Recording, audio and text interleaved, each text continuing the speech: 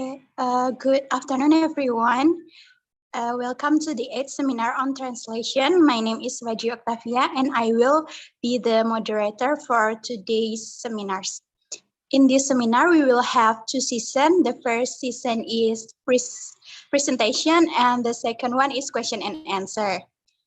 And the presentation will take the duration for 20 minutes, and the question and answer will take the duration for 10 minutes. And the participant can ask the speaker by raising their hand in the feature tools and also can send it to the chat box. And the presenter will answer the question right away after the question being asked. And now, without any further ado, I will welcome our first speaker, Michella Pratama, with her research entitled Translation Equivalence in Webtoon Siren Sleman, Season 1, Episode 0 to 1. For Michella Pratama, the time is yours. Okay, Fajri, thank you so much. Okay, I will share the screen.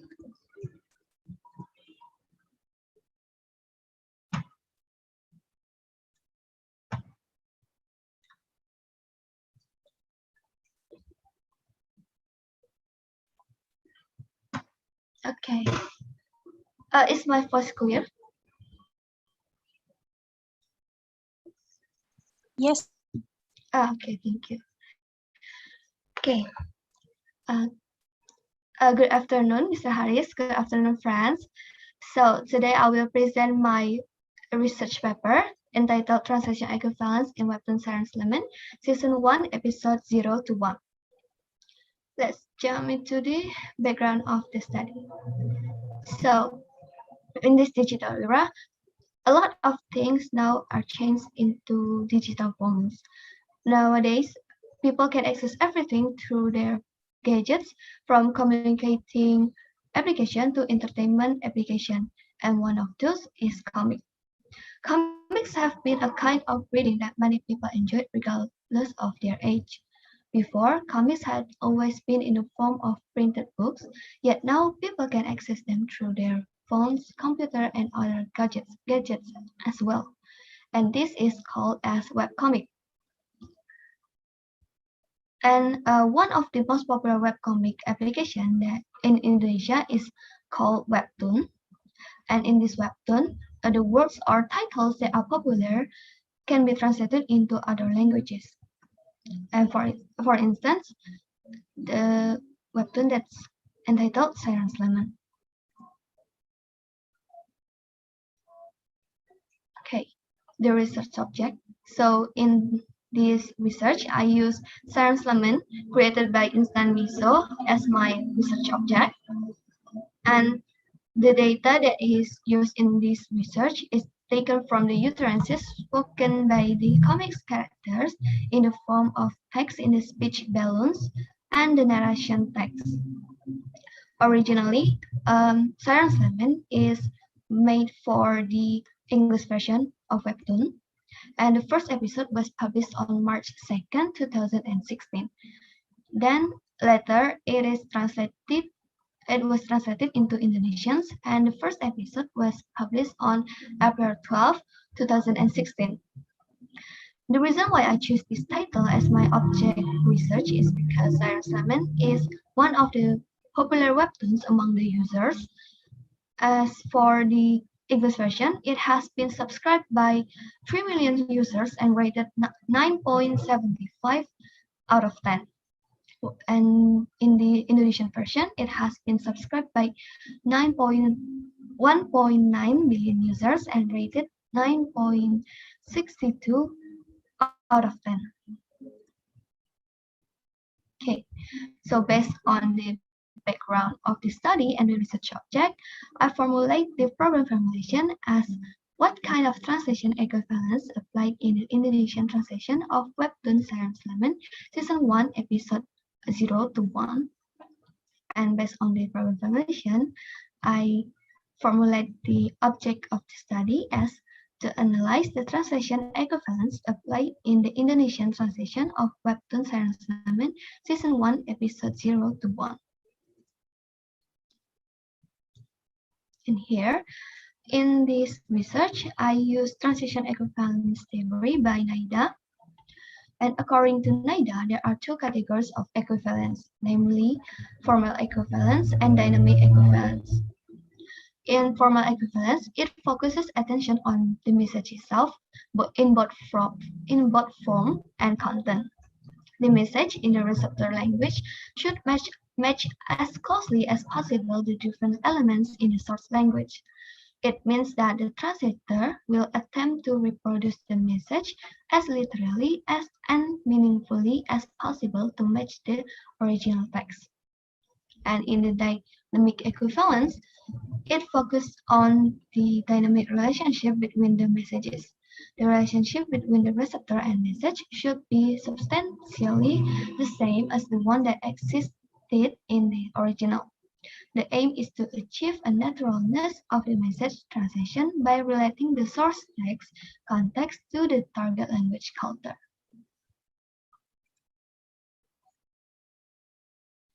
Okay, next is the research methodology. This study applied qualitative research and library research method. And there are several steps that are followed by the researcher in this study. The first one, the researcher collects the data from the object. The second, the researchers analyzes the data and determines the equivalence type. And the third, the researcher elaborate the case. And lastly, the fourth, the researcher concludes their analysis result. Now we are at the data analysis. The first one will be the formal equivalence. In formal equivalence, it has some common characteristic that can be noticed from the analysis. First one is that the target text shares similar form with the source text. Second, it uses mostly the lexical meaning to translate the source text, and the word order is usually the same. Let's take a look at the table. For the first one, the table number 1, data number 6, we can see that here, one by one is translated into satu demi satu. Then each of my senses is translated into indraku, begin to translated into mulai, fade out into penghilang, into pendengaran, feeling into perasaan, and vision translated into pandangan. And in the table number 2, data number 9, the sentence I hear a song is translated into aku mendengar suatu lagu. Then in the table number 3, data number 16, the word we is translated into kita, can into bisa, love again, mencinta kembali, and my dear is translated into sayangku. For the table number 4, data number 30, the word you are is translated into kau, over, terlalu banyak, watering into menyiram, and the lilies is translated into bunga lilinya. And for the table number 5, data number 38, the word I'm is translated into aku, 95% sure is translated into 95% yakin, two girls into cewek-cewek itu aren't going to gak akan buy anything, beli apapun di sini. So from here, we can notice that from choose data, we can see that the target text shares the similar form with the source text. Then mostly it uses the lexical meaning to translate the ST, and it also have the same word order.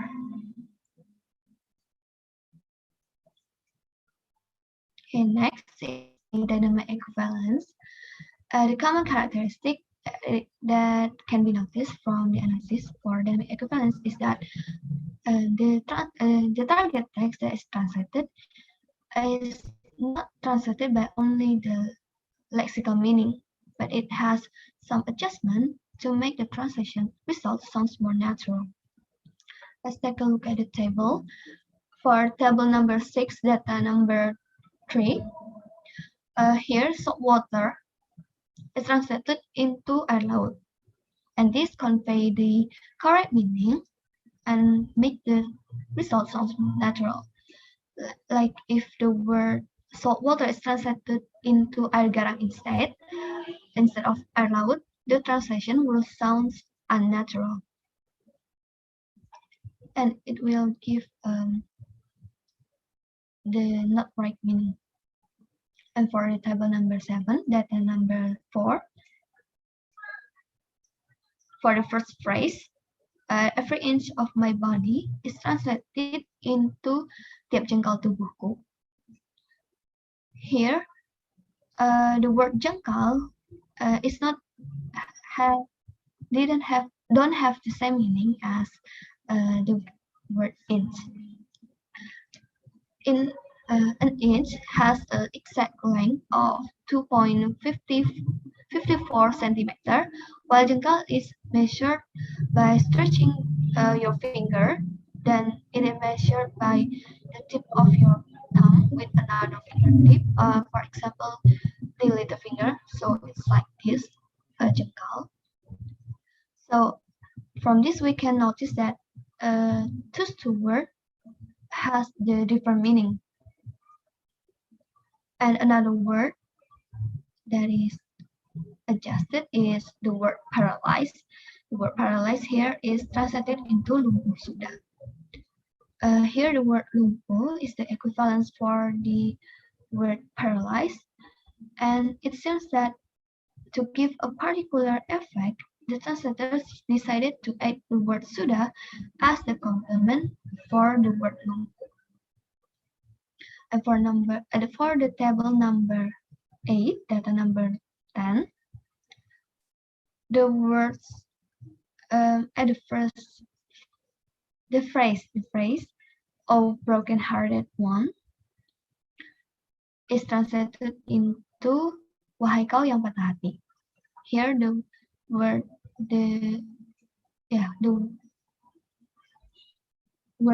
"oh" is translated into "wahai," and this seems like the translator tried to make it sound more poetic, so that the readers of the title are more familiar with it, and therefore the result sounds more natural.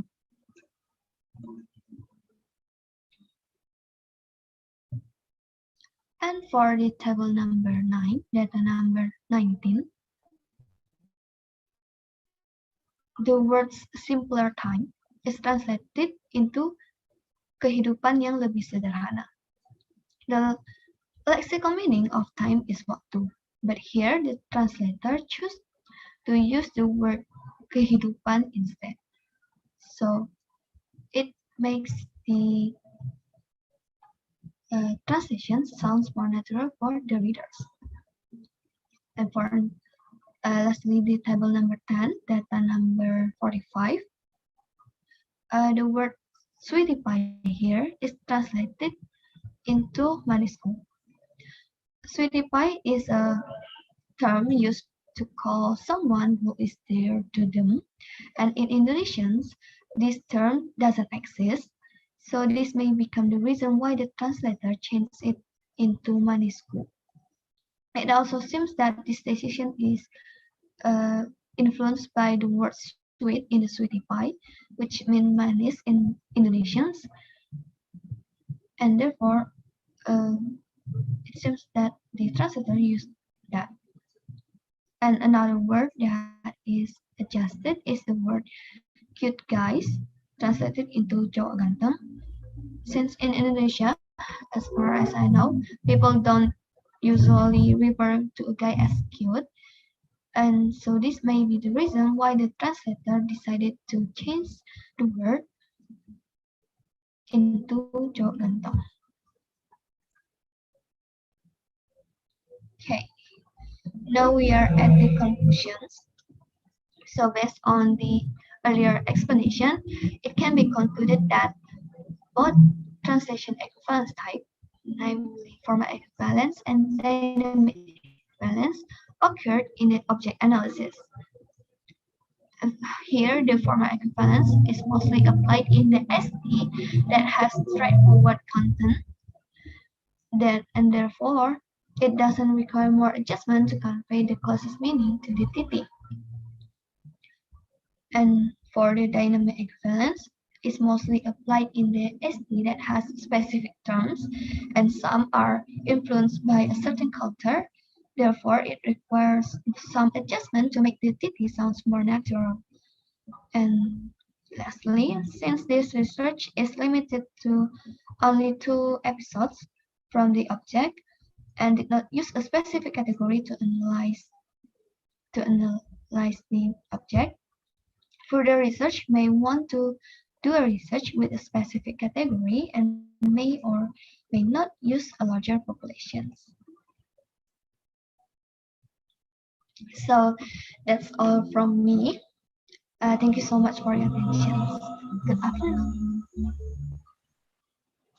Thank you, Michelle, for your presentation. And now we reach to the question and answer sessions. And for the judges, for the first judges, Maria Carolina, the time is yours. Okay, thank you for the opportunity. First, thank you, Michelle, for delivering such a good presentation. I have 2 questions. The first one is in table number 5, data number 38. The translation is unsure those girls aren't going to buy anything. And the word I think the word are not translated into Indonesia standard formal language because in Indonesian it should be tidak akan, but in the comic the translation use enggak, which is for me is kind of informal. And based on the definition of formal equivalence that you explained, that formal equivalence focus on the message both in form and content, but why the translation use enggak instead of tidak akan? That's the first one. And the second, if you could choose between fan translation and official translation, which one you prefer and why? Thank you. Can you repeat the second question? Okay. The second question is, if you could choose between fan translation and official translation, which one you prefer and why?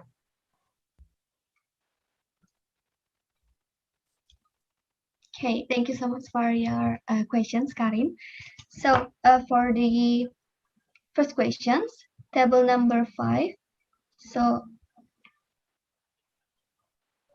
okay, so for it use enggak because it's usually for comics. It doesn't really use like literal formal language.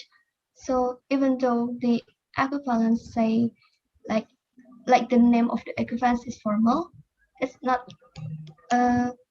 in my opinion, it's not really have to use the formal language. Like, so it's not really, so I think it's okay to not use tidak, and it can use enggak as so it like in formal equivalence, it's focused on content and form, right? So for the form, it has the same word order, and for the content, it adjusted a little bit for the comic that the usually language that is used in comics.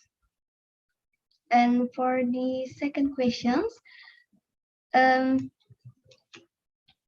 choose fans or official translation, as for me, actually I haven't read the French translation one, because usually if the official one, since it's already official, right? It's already the episodes is already complete.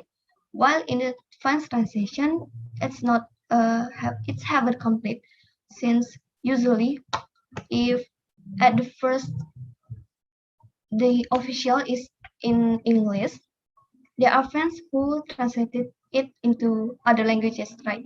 Like for example, Indonesians.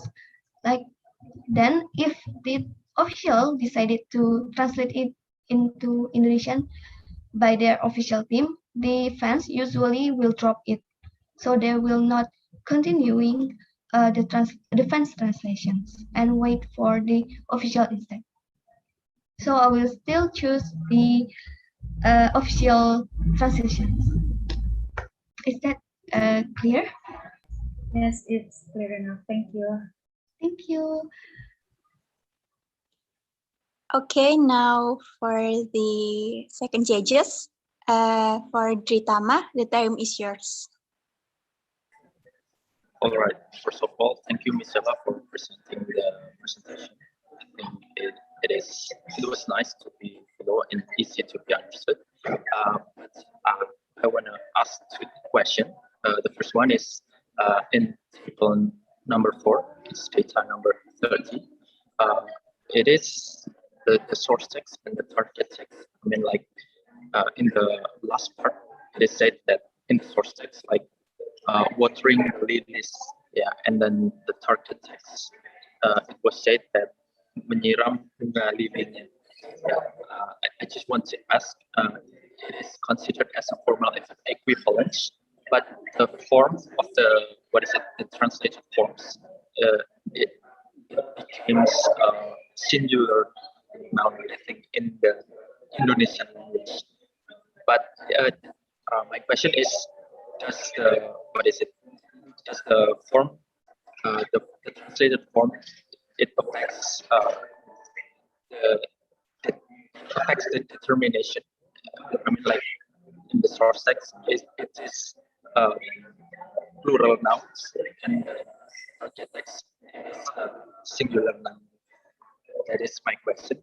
And the second one I want to inquire is, I found in the conclusion, you say that there is importance of the use of translation equivalence. I think it is related with irises in equivalence type. My question is, how do you think, if a text is translated, which of equivalence has priority? Is it dynamic equivalence or formal equivalence? Would you mind providing the reason? Thank you.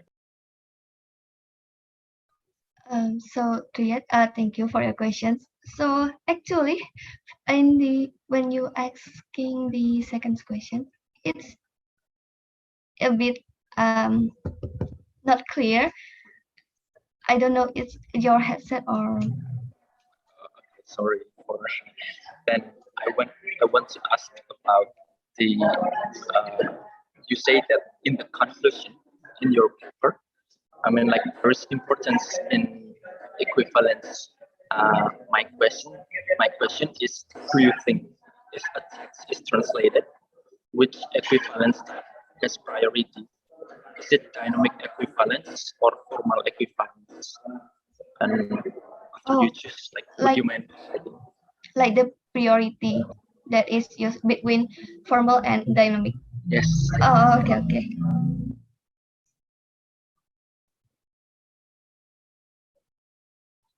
Okay, thank you so much, Riyad.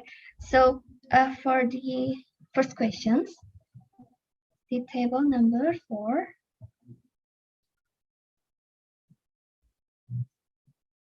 Okay, so the question is, I want to confirm it again. Like the word lilies is translated into Indonesian as bunga lili.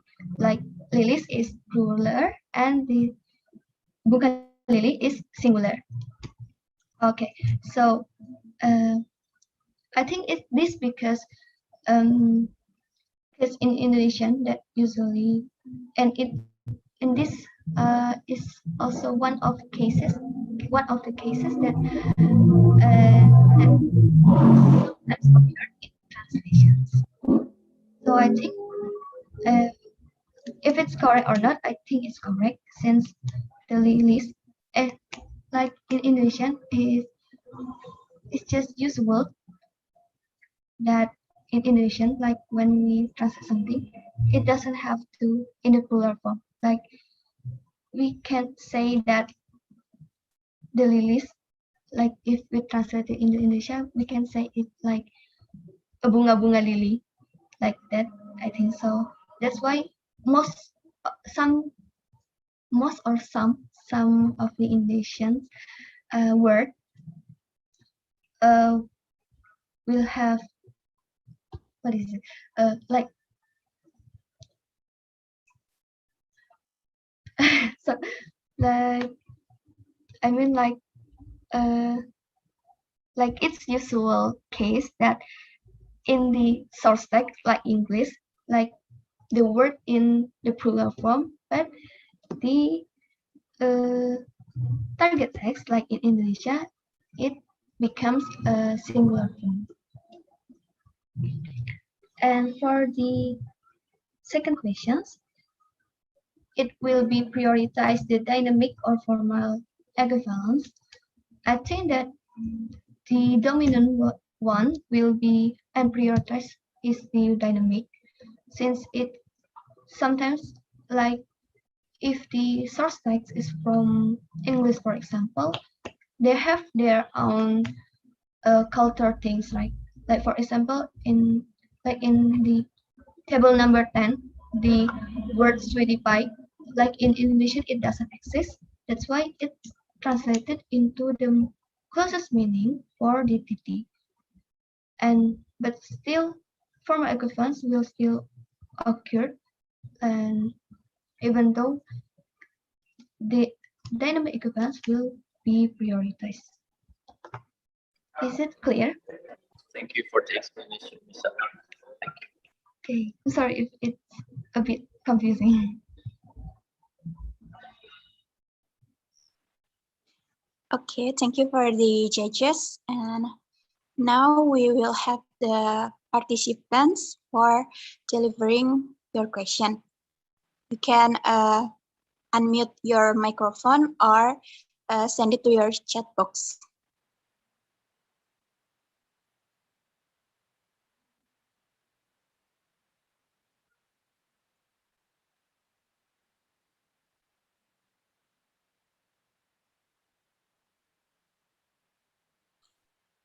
Hi, Michella. Okay, Jessica, you can ask. I want to ask a question. So, from your result analysis result, which appear more? Is it dynamic or formal equivalence? Thank you. Okay, Thank you, thank you, Jessica, for the questions. So, in my analysis, the dynamic occurs more, even though like the gap between formal and dynamic is not really much, maybe around 10 or 15, but it's still dynamic dominant in the analysis. Thank you.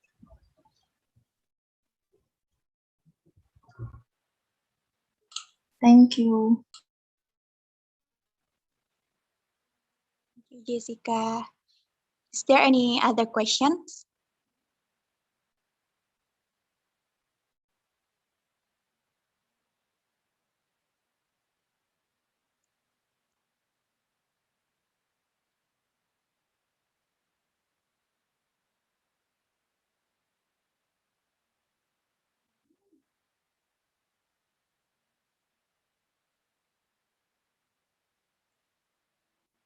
Okay, if there are no more questions, I will continue by the second speaker, For the second speaker, we will have Evelyn Amelita as the speaker with her research entitled An Error Analysis of Google Translate Performance in Translating Japanese Children's Story, Kancil lan Merak into English.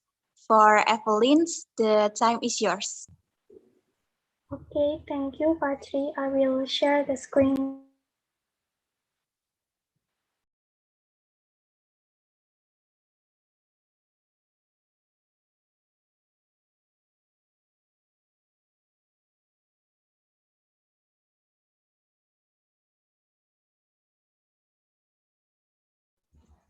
Can you see my screen?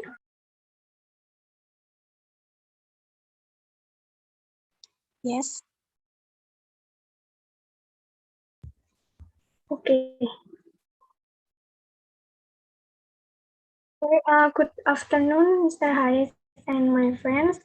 In today's meeting, I would like to deliver my research paper whose title is An Error Analysis of Google Translate Performance in Translating Japanese Children's Story, Kanji lan Merak into English.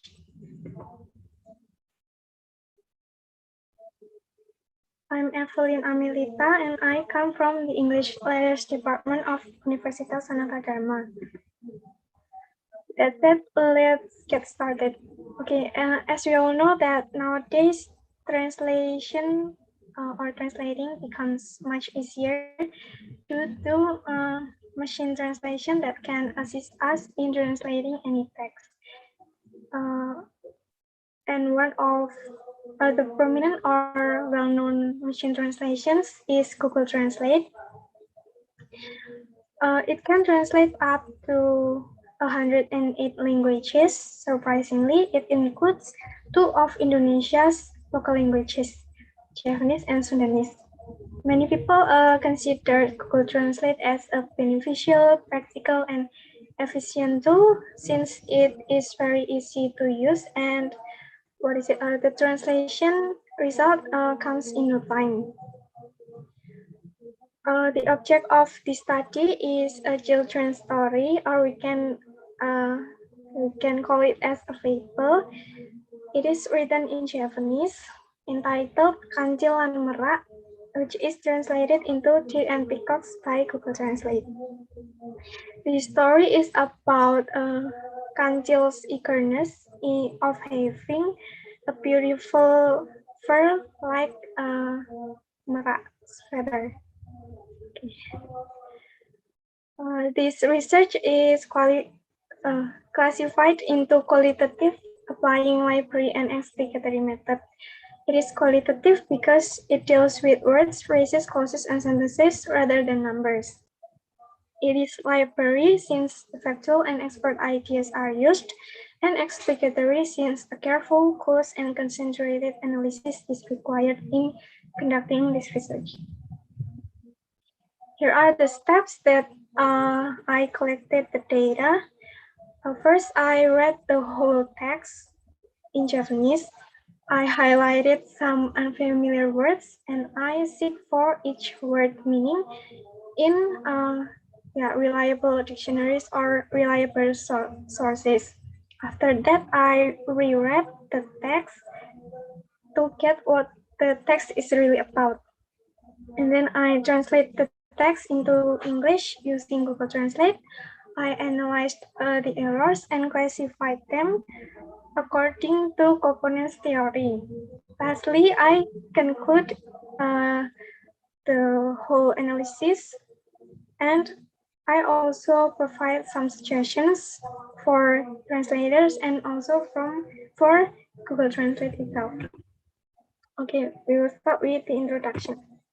Well, a translation error is a grammatical or spelling error and a wrong word choice based on the meaning of the SL. Translation error itself can occur due to misunderstandings of content which is later rendered inaccurately. Therefore, translation quality assessment is important since it is used to control the quality and to evaluate system performance. The objective of this research is to measure Google Translate's performance in translating literary text dealing with local language, in this case is Japanese, by identifying the errors in the translation result. This is the first theory. I apply a components theory of error analysis, and he classifies translation errors into two. However, in this research, I will specifically focus on the individual concept error. Well, individual concept errors occur when lexical choices are appropriate and communicate the proper meaning. Here are the 6 types of individual concept error. Well, the first is omitted. It is when as the concept is not conveyed in TT. For example, my neighbor is a nurse and tetanggaku seorang perawat. Here in the TT, we can see that the to be is not present in the TT. It is omitted. Added is when additional concept occurs in TT. In ST, there is no word for ngeri. However, it is present in TT. In ST, it is only haunted, which is translated into berhantu. However, in ST, there is no word for ngeri, then it is considered added. And then mistranslated is when ST context is mistakenly translated. Here the underlined word, a couple of minutes. It is true that couple is the pasang or pasangan is the equivalence of couple. However, it doesn't fit the context of the sentence. Mistranslated usually happens when sometimes when the equivalence is already correct. However, it does not suit the context. And the fifth is substituted. It is context in TT is replaced but still considered valid. Overheard here, some people might translate it as mencuri dengar. However, it is replaced by menguping, which is considered valid. And the last is explicited, meaning that implicit info present in the target text. Here, the word roses means bunga mawar. However, in TT, it is only translated into bunga. Then the TT becomes implicit or not specific by not mentioning what type of bunga it is. And this is the second theory. Machine translation is the now accepted term for computerized systems producing translation from one language to another with or without human intervention. In 2006, it was the first time Google Translate was launched. It applied a system called a predictive algorithm, which resulted in an inaccuracy. Why? Because back then, the system translates per phrase, or is called as phrase-based translation. Then the result becomes inaccurate. Fortunately, in 2016, Google Translate managed to upgrade the method by applying what is called as Google Neural Machine Translation. That is said to be improving a lot compared to the previous system. However, when I analyzing the data, it turns out that Google Translate still makes errors until now. Well, let's see the result and discussion. Since my research is not finished yet, I decided to pick only 8 data to be presented in this presentation. Okay, first table is the errors lie on the underlined word in red. Okay. Well, first arti here in English it means heart, and Sekoro it means sea. The Titi has successfully translated the ST. However, it does not fit the context. Thus, it is considered as mistranslated. Here, it doesn't fit the context because it is translated literally. Then I suggest to replace it by what is the gift of the Lord must be received with a grateful heart. Second table, ora sepah nyawang, does not look. Ora refers to does not, and nyawang refers to look at. Here we can see that in Titi, the word sepah is omitted, then it is not translated. What is it? The better translation might be like every animal does not look at me warily, because sepah means like in Indonesian it means more or less like anak.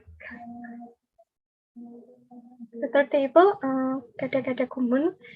Gada-gada means shaking head, and kumun here in this context means wandering. While gada-gada is translated into sight, which and kumun is translated into amazement. I think it is not It is not appropriate to translate it into amazement because in this context, it is not amazement. Then I suggest it to replaced by the peacock. The peacock shook his head in wonder at the deer's eagerness. For table, dang nilowong. Dang here means hurry up, and we can see that the titi does not contain nilowong. The word nilowong is not translated in the titi, as it is omitted. And then the fifth table, the last word celatune is still written exactly the same in the titi. Then it belongs to untranslated. Okay, next, tulung. It is already correct that tulung is translated into please. However, in this context, since Kancil is seeking for help, it is more appropriate to translate it into help rather than please. Then help. And I don't know why the third tulung is still written tulung, then it is translated and untranslated as well. And then the word sa pisone, it modifies the verb pambongoe. Pambongoe means like shouting. However, since it modifies the word shouting, it is not correct to say as much as possible. And the better translation is help. He shouted as loud as possible. Okay. Next, the seventh table, ono sing katut tetel. The titi here is not the correct translation of ono sing katut, because was covered with like tertutup dengan, while ono sing katut is not tertutup dengan. And the word tetel here is still written exactly the same in titi. Then it is classified into mistranslated and untranslated. And meringis karo ngempet lorong. Meringis here means, yeah, it can be screaming. However, in this context, meringis refers to a facial expression when you are in pain. And ngempet loro is not pain relief because ngempet loro is menahan sakit. However, pain relief is more or less like reda nyeri. Then the better translation is, although he felt sore because part of his skin was peeling off, Kancil just wincing in pain. And the last data, dodo tumindain. Dodo itself means admitting to admit something our behavior that is wrong. However, it is translated into condemns, while condemns itself means to punish someone, and tumindae means someone's behavior or action. However, it is translated into wrongdoing. Wrongdoing itself means more or less like a crime. Then it is considered mistranslated. And the last is metong tunolan padini. It is ridiculous. I assume that Google Translate considered tuna as a kind of fish, then it translates it into eating tuna and their profits. However, metong tunalan padine is an expression to describe someone who wants to do anything to achieve something without considering what is its advantage and disadvantage. Thus, eating tuna and their profits is not the appropriate equivalence. And here the word patini, it is true that it means profits. However, profits, I think it is more like related to money. However, and patine here in this context means advantage rather than profits. So here are the summary of the types of error. So far, I found mistranslated with 50%, followed by untranslated 33%, and omitted 17%. Okay, we come to the conclusion. Okay, since my research is not finished yet, so far I found 3 types error out of 6 were mistranslated, untranslated, and omitted. Second conclusion is, although Google Translate has improved compared to the previous system, it still makes errors. The errors is related to context most of the time because it does not pay attention to the context. Then the meaning was the context itself.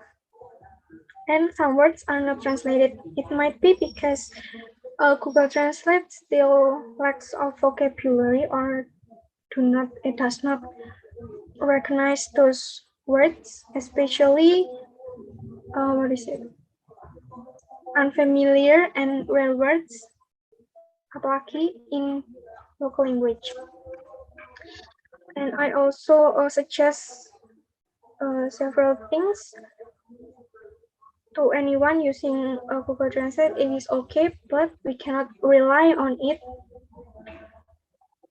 And human intervention is crucial in the end of the translation to ensure the quality of the translation and to ensure that there is no error.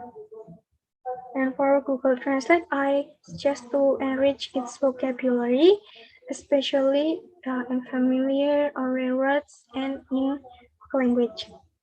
And the last is I do hope that Google Translate will try to comprehend the context of each text it is translating.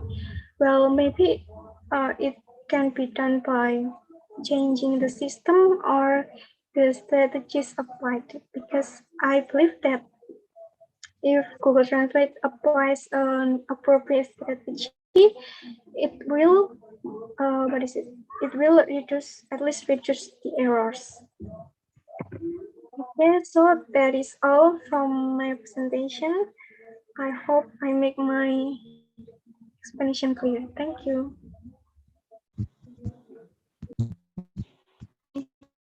For the presentation. So now we will can by the judges. And the first judges, Maria Carolina, the time is yours. Okay, thank you. Thank you, Evelyn, for your presentation. And I have 2 questions. And in the first one, in your paper, the component, the component concept are divided into two, right? The individual error concept and the relation between concept error. My question is, could you please explain what is the relation between concept error means? And the second one, when I read about your paper, you're saying the Hanskin 5 criteria that determine a good translation. Can you please give an example to Hanskin 5 criteria that determine a good translation? Thank you.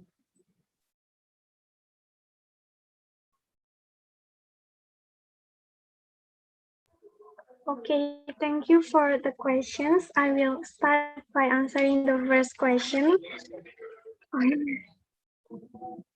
I actually, what is it?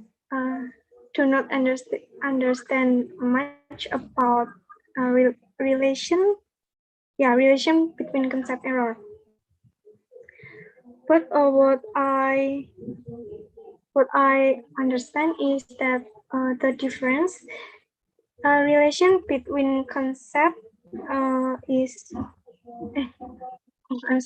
individual concept error is related to lexical choices or is related to lexical choices. Lexical choices itself is represented usually using what is it? Content words, noun, verb, adverb, and adjective. And I apply this concept error, individual concept error. That's why you can see that my analysis focus on the those four the noun, verb, adjective, and adverb. I do not analyze the grammatical, for example. And while in relation between concept error, it is represented through function words. Here, function words is different from apa tadi? It's different from the content words. Function words itself consists of like preposition, conjunction, determiners, qualifiers, like for example, like the, an, and then many, and then she, he, like something like that. So that's why I do not pay attention to the grammar, to the grammatical, since I do not apply individual relation between concept error. And the second question is the 5 criteria. Yeah. Okay. Actually, I forget about it.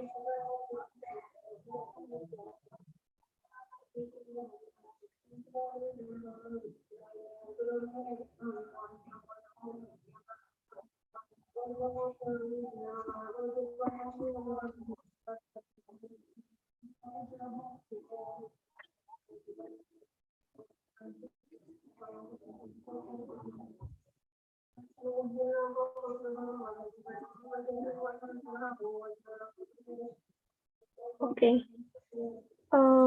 The 5 criteria to determine whether it is a good translation or not by Hutchins are consistency, correctness, clarity, suitable style, and register. Yeah. Okay, is that answering your questions? Actually, in my second question, I want to ask you to give an example of the criteria that determine a good translation. So just the example. Okay, for example, one of the criteria is accuracy. Then if the translation is not accurate, then it is considered as what is it? Not a good translation. For example, like what I already explained in my presentation, all the errors that occur in the sentences caused by Google Translate, it those all lead to inaccuracy of the translation. Is it clear? Yes, it's quite clear. Thank you. Okay, thank you. Thank you, Maria. And the next judges is Pratama. The time is yours. All right, thank you, Fajri, for giving the chance to us, and thank you also for May, who has been successfully in presenting your presentation. So, Mike, I want to inquire, like, uh, you say that Copenhagen proposed the theory of error classification, right? And there are actually two concepts. They are individual concept errors and relation between concept errors. So my question is, why why do you just? I mean, like, it's like personal opinion. Like, why do you just choose one of them? I mean, like, instead of choosing both of them, is there any reason why? Thank you. Okay, simply it is because basically component classifies into two types, and one type individual concept error consists of 6 types, and the other one relation between concept error consists, if I'm not mistaken, it is 8 types. Then I decided to choose only one, that is individual concept error, because I think it is the it is more it is easier. And I'm afraid that if I apply those two, I'm afraid that the explanation and also the analysis will be more difficult and longer. Oh, I see. Thank you, May, for the answer. Okay, thank you for the question. Thank you, judges, for the question. And now we will move to the participants for delivering the questions. For all the participants, if you want to ask question to Evelyn, you can unmute your microphone or send it to your chat box.